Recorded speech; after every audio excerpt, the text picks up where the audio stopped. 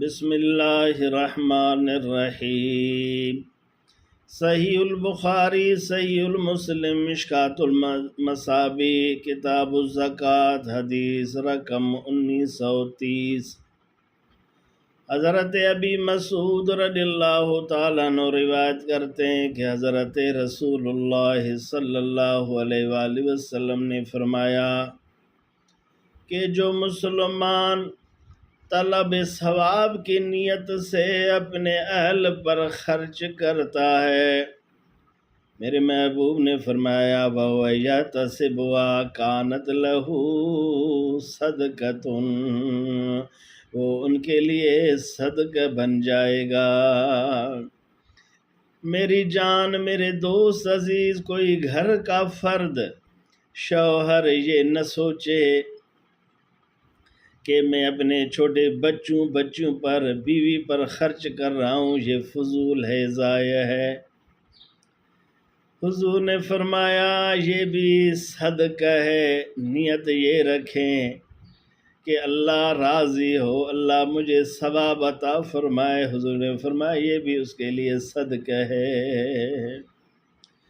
صاحب لمعۃ التنقیح لکھتے ہیں ان المراد نفقہ واجب ہے، اس سے مراد نفقہ واجب ہے جو شوہر پر لازم ہے، اپنے بیوی کا خرچہ واجب ہے، بچوں کا خرچہ واجب ہے، اس میں بھی اگر نیت یہ رکھتا ہے کہ مجھے اللہ ثواب عطا فرمائے، وہ بھی ان کے لیے صدقہ ہے۔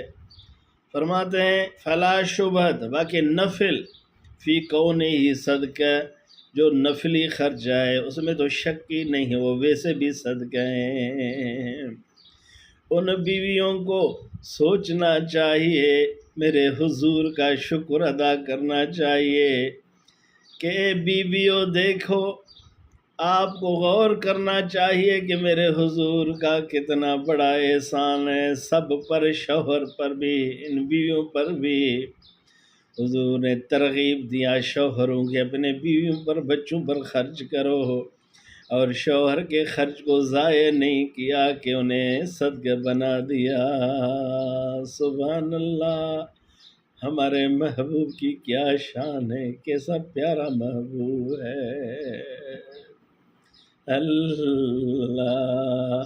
اللہ تعالی حضور کی قدر نصیب فرمائے، اللہ تعالیٰ بچوں پر، بیویوں پر خرچ ان کا حق ادا کرنے کی توفیق نصیب فرمائے۔